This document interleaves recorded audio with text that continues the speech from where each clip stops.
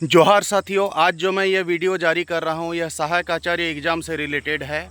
काफ़ी सारे ऐसे स्टूडेंट्स कंफ्यूज हैं जो दोनों ही कैटेगरी अर्थात 1 to 5 और 6 to 8 दोनों में ही टेट पास हैं और कहीं ना कहीं उन्होंने आशंकित होकर पिछली बार केवल एक ही फॉर्म भरा था। तो उन सबों को मैं ये मैसेज देना चाहता हूँ कि पहली बार जब JSSC ने सहायक आचार्य एग्ज़ाम के लिए पोर्टल खोला था, तब कुछ स्टूडेंट्स ने अलग अलग ईमेल आईडी और मोबाइल नंबर यूज करते हुए दोनों कैटेगरी में फॉर्म अप्लाई कर दिया था। कुछ लोग आशंकित होकर केवल एक ही कैटेगरी पर आवेदन कर पाए थे। तो उस दौरान हमने झारखंड हाईकोर्ट में 2 केस किया था। प्रथम केस का जो बिंदु था, जिन्होंने दोनों कैटेगरी में आवेदन किया है उनको अलाउ कराने का, और दूसरा केस था जो आशंकित होकर केवल एक ही कैटेगरी में आवेदन किए थे, उनको दूसरी कैटेगरी में भरने के लिए परमिशन देने या फिर पोर्टल खोलने के लिए दूसरा केस था।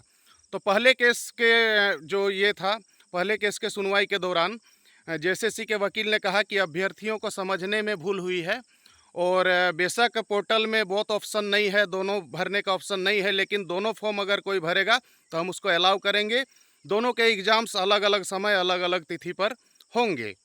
तो हमारे वकील ने तब JSSC के वकील से कहा कि यही बात आप रिटेन में कोर्ट में कह दें। तो JSSC के वकील ने इस बात को रिटेन कोर्ट में कहा है ऑन रिकॉर्ड कि हम दोनों फॉर्म अलाउ करेंगे और दोनों की एग्ज़ाम अलग अलग होगी।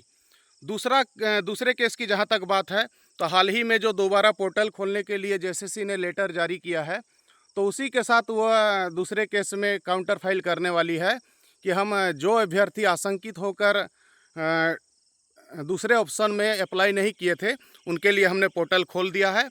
तो विभिन्न सोशल मीडिया प्लेटफॉर्म्स पर और फ़ोन कॉल्स के ज़रिए छात्र जानकारी मांग रहे हैं जो कंफ्यूज हैं कि दोनों कैटेगरी में भरना सुरक्षित होगा या नहीं।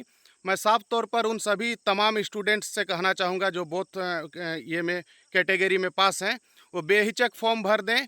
और अगर उन्हें आशंका लग रही है कि एक ही मोबाइल नंबर या फिर ईमेल आईडी यूज करने में दिक्कत है, तो एहतियात के तौर पर वो डबल ईमेल आईडी या डबल मोबाइल नंबर यूज कर सकते हैं, क्योंकि किसी का 2 मोबाइल नंबर या 2 ईमेल आईडी होना कोई बड़ी बात नहीं है और इसमें कोई कानूनी अड़चन भी नहीं है। इसलिए आप लोग अलग अलग ईमेल आईडी यूज करते हुए, अलग अलग मोबाइल नंबर यूज करते हुए दोनों कैटेगरी में जल्द से जल्द फॉर्म भर दें।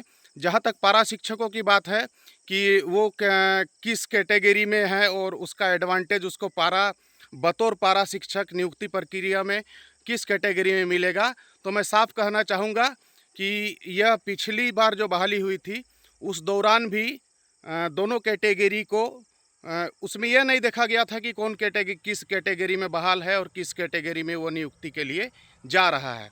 तो यह बात की बात है, आप लोग दोनों कैटेगरी में अगर पास हैं तो दोनों कैटेगरी में ही अप्लाई कर दें और इसके लिए बिल्कुल भी देरी ना करें और बिल्कुल निश्चिंत रहें। हमारे पास कोर्ट की ऑर्डर कॉपी है, रिटेन ऑर्डर कॉपी है, जहां पर JSSC ने स्वीकार किया है कि हम दोनों फॉर्म्स को अलाउ करेंगे और दोनों के एग्ज़ाम अलग अलग डेट पर अलग अलग समय पर होंगे।